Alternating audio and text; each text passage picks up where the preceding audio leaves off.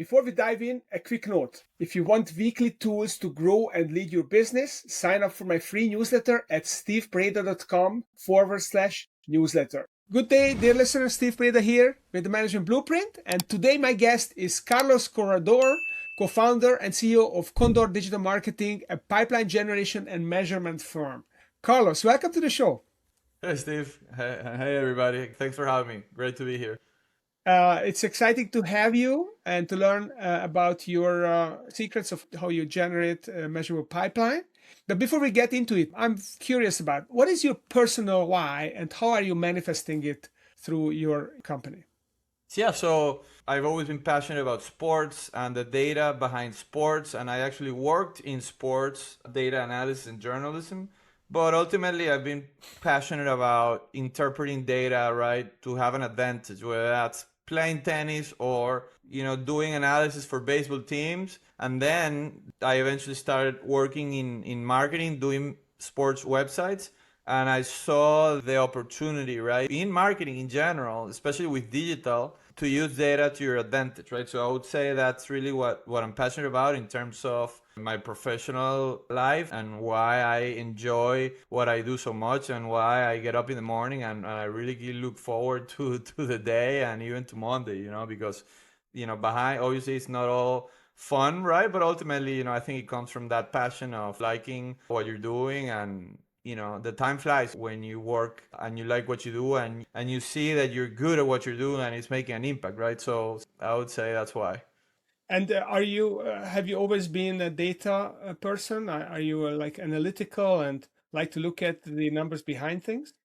Yeah. That's, it started with sports. That's where I realized, that I had let's say that passion at the beginning and ultimately that skill with baseball at the beginning. Not only, it was reading back of baseball cards and then, fantasy baseball in high school and then actually working in that, right, in kind of like sabermetrics and Moneyball type of analysis in college, because I saw, just like it happens in marketing, how, back in the old days, even professionals, they were using the wrong type of data, right? Or very antiquated way of looking at things, right? So it's like understanding really what has an impact and what is responsible for outcomes. That's, I think, the part that I've always thought was what's important and what I had, a knack for it, a talent to do that better than others. So, that's where, I went deep into that.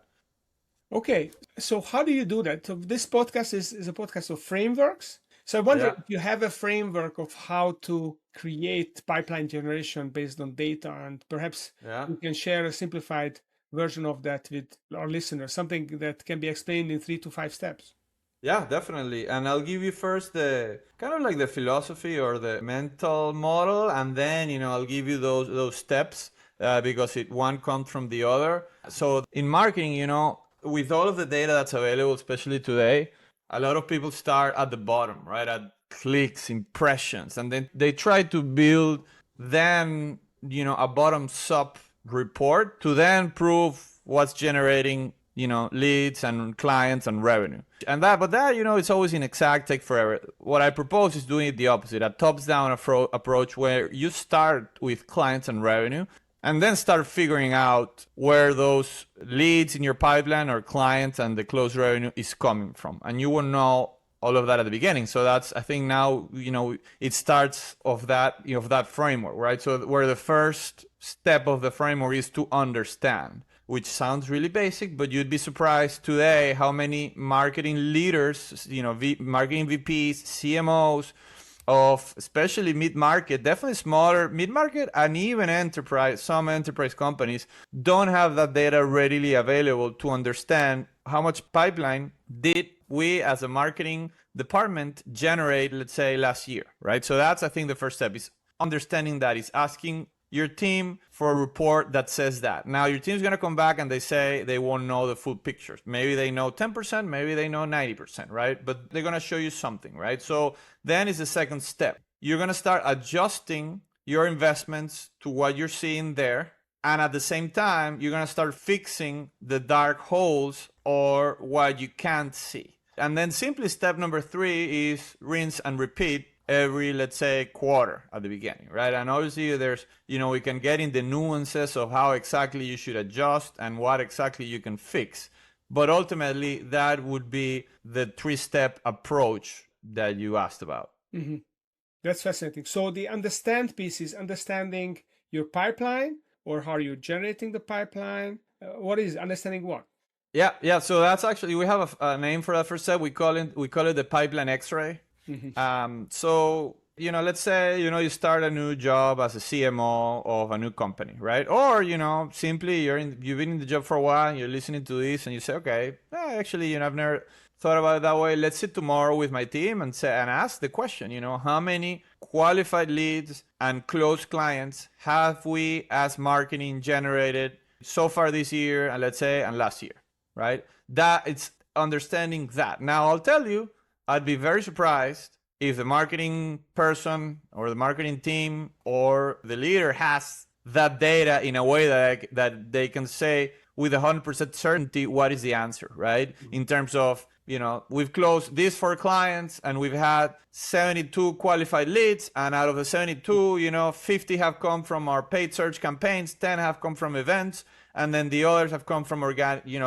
That is, in an ideal world, that's the type of answer that you want. But in the real world, again, very rarely you have that clear understanding right then and there. So that's when, then steps number 2 become, okay, let's close the gaps to be able to have an understanding. Mm-hmm.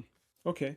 So essentially, when you say adjust and fix, then are you talking about adjust and fix the process of generating clients, or actually to map the gaps in the pipeline first? Yeah, so that's a great question.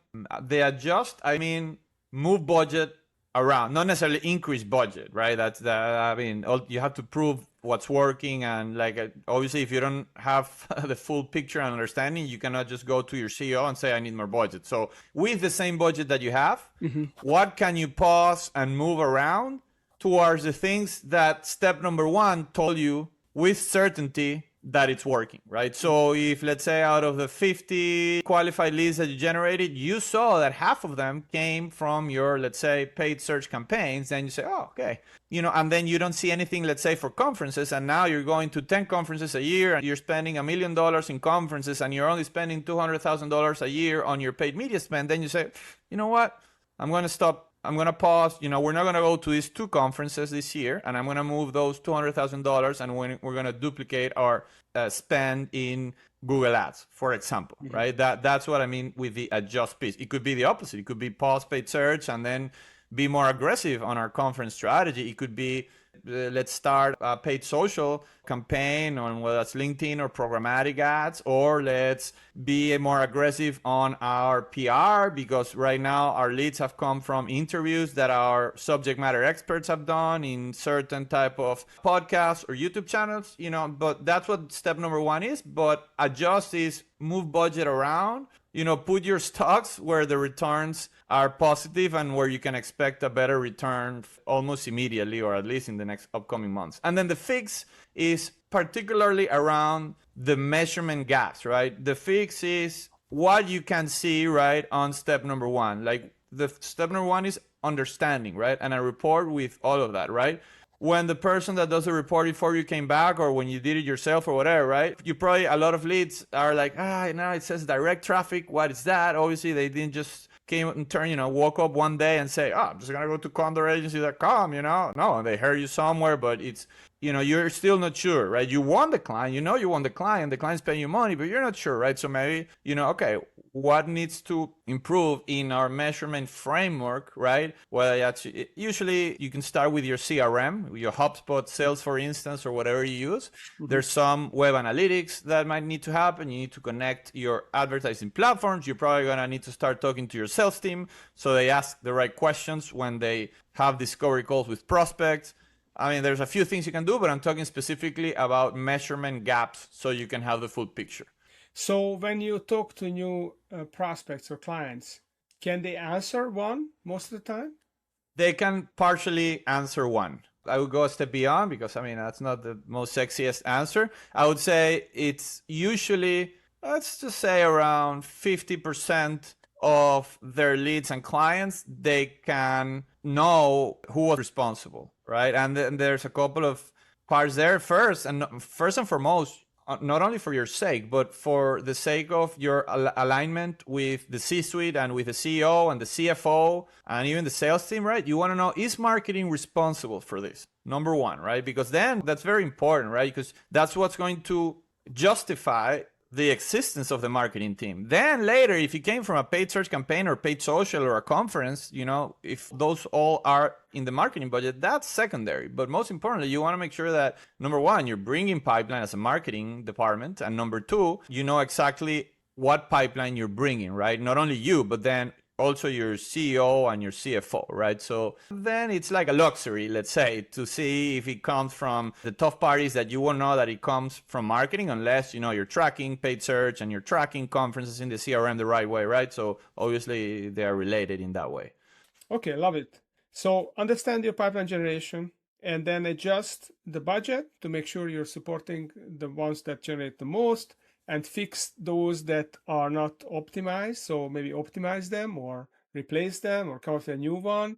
How else do you fix other than, your measurement gaps? Okay, you fix the measurement gaps. Now you can measure it. You have a full picture. Then you have a slate of options. And how do you know what to choose if you're not doing enough?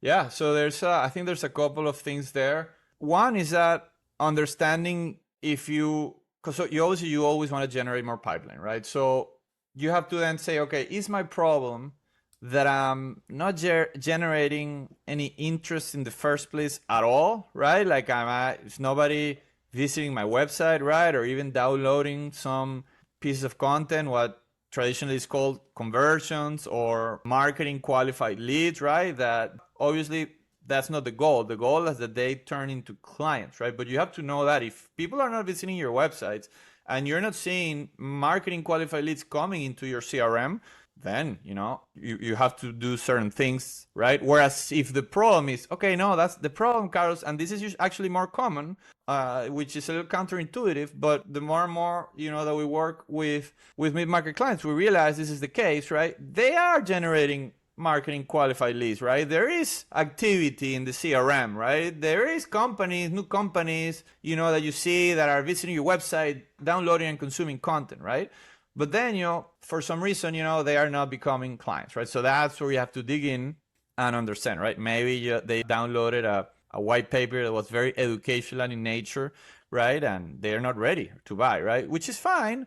And I'm not saying you have to not show that white paper, but that white paper is not going to bring you ready to buy customers, right? So that's when the concept of a lot of times what sales and marketing people call a BANT type of lead, which is a lead that has the budget, the authority, the need, and the timing, right? You want obviously a lead that has the four things, right? That now you measure, okay, we had 10 leads and they had, let's say they had the budget and the authority, right? They were the ITO, right? The lead of the technological department in the company that we know have the budget, right? But, they just downloaded this and didn't convert. They didn't have, let's say, the timing, right? Or the need. Then you rely more on, for example, paid search, which is a channel that by searching the right keywords, the bottom funnel keyword, for example, we are a marketing generation firm, right? If somebody is looking for, what is Google Ads, right? That's educational, right? Now, if somebody is searching for experienced agencies in B2B managing Google Ads, right? Now that's somebody that's ready to hire an agency to manage their Google Ads, right? So that's why, for example, in this case, if the component that's lacking is the need and the timing, paid search could be a way to do it. Or intent data, which is now something that is out there not only via paid search, but you identify certain signals and you can target them on programmatic ads or YouTube or whatever, right? That's another alternative. So that's something that you could do, for example, if you have a pain in moving leads down the funnel and closing clients, and you also realize that you're talking to the right people, but then, they're simply not converting. And the opposite, right? You get a lot of people that need your service, right? But they may be too small or they may be just a manager and they don't have the authority to approve a high ticket service. Then you go towards maybe LinkedIn targeting, or you do a campaign that it's based more of a account-based marketing, or ABM, right, where you're talking to the right people, right? So again, that's another adjustment that you can make. So I don't know sorry if I deviated a little bit from the question, Steve, but hopefully that's No, still it makes sense. It makes sense. So first, you want to measure, and then you diagnose. If you got some activity but it's not converting, why is it not converting? Maybe it's not the right approach to build trust. Maybe there's another approach, and then you look at the different elements: budget, authority, need, timing. That makes sense. So let me turn it back to you. So what drives growth in your business? So for us, I would say if we do that, let's say pipeline X-ray, right? And we actually did, we've been in business for around almost 10 years now. And if you would do that pipeline X-ray, the number one driver of leads and new clients are, let's just call it, Condor champions that switch jobs, and not switch jobs that were working with us, but they were working with one of our clients, right? And they worked with us and they saw the work that we did, and they, ended up moving to another agency within the same space, for example, or in the B2B services, or even if it's something a little more niche like tech services, which is an area that we also specialize. And then they say, I already work with Condor, for either measurement or paid search campaigns or demand generation in general. And I like working with them. So they're going to call off, right? So that has, and then, some people, they switch multiple jobs, right? So, and then embracing that and obviously using that to fuel and to focus even more in doing a great job and maintaining relationships with people, obviously, most importantly, while they're a client, but even if they switch, not forgetting about them, right? That has been the main driver, right? Obviously we don't want to only rely on that, right? And then more recently, we've given more structure to our own sales and marketing department for that. And for example, we closed a client that came via a paid search campaign, right? But that's still, we haven't scaled those yet. We're still making sure, we're still in that measurement phase where we're putting budget behind a few things, and some of them seem to be working better, but not yet at the point of truly scaling that. We're ultimately also a relatively small firm, which obviously they make decisions differently than if you are, let's say, a mid-market or enterprise. But those, I would say, in order of importance, they have been our three main drivers of growth. Is the champions that switch jobs, number one, and then I would say secondarily paid media and events. Yeah. So these are the three things. And what about the events? Why do you put events as a third? I was thinking that you're a B2B company and trust-based. Would events not be better than paid media? I would say, I definitely put, and they're not mutually exclusive. Actually, they rely a lot on each other. And let's say, honestly, for us, I just put number 2 and 3, but I would say they're tied for second, and then the other ones 4 and below. And the reason why I think events are important, what we're seeing not only for us, but for our clients, the outbound activity is really saturated. I think cold email was something, cold outreach in general, because it used to be via email. Now it's on LinkedIn as well. It's really, really saturated. It's really hard to be heard or to get a reply with cold outreach in general. Paid media, you can be a little bit more creative because you have visuals, right? Where that's video that hopefully you can leverage. So I'm a believer in paid media more than the actual cold outreach via email or LinkedIn. But then the events is also great precisely because of that, right? People are saturated and tired of being bombarded with messages from people they don't know, right? Whereas especially after COVID, that people started going back to both the office and simply going out there. It doesn't have to be, a big yearly conference. It can be just a dinner where you invite 4 or 5 people and talk about certain topics, or any, in-person activity. A webinar can even be considered an event, right? Where you're educating your audience in certain things, and especially if your target audience is more like on the manager side or below, or director and below, webinars can be an avenue. But to answer your question, it's like, I think that personal connection, it's really, really powerful, and people forgot about it with, let's say, the boom of cold outreach and digital and now AI, and especially during COVID, but definitely in the last few years, we've seen not only that people are more willing or prefer to meet people in person, but we see that in the data as well, right? We see cold outreach campaigns that are bringing less and less results. And then when you connect in person, right? Especially high ticketing, I always also give this example, right? If you're selling B2B services, which are usually high ticketed, right? It's a project of either $50,000, it could be an engagement of $2 million over 2 years, right? You obviously want to know the company, but you also want to trust the human, that is going to deliver on that promise, right? I always give the example, if you're selling an iPhone cover that costs $25, yeah, maybe you can get away with a pretty image on an Instagram ad, right? You click and you buy, boom, great. You can fully leverage digital for that, right? But when you're selling a cloud migration project of $1 million, you're going to want to talk to somebody, trust that person, dig in a little bit more, have a couple of meetings, so it's more complex. So in particular for those instances, that's why I think the personal connection, that it's even better if it starts at an event, or however you manage to do it, it helps a lot. So for Condor, do you make a distinction between B2B companies and B2C, and where you can help them the most? Yeah, I think so. We have a couple of direct-to-consumer clients, but the majority of the work that we do is either for B2B, or if not B2B, is lead generation, right? So e-commerce, for example, is a different world, right? E-commerce, as I mentioned, depending on what you buy, it's immediate. You track things. You have a platform like Shopify or something similar. Like, it's a whole different world, right? Whereas that's immediate and you can see everything and it's all kind of automated and based on an inventory.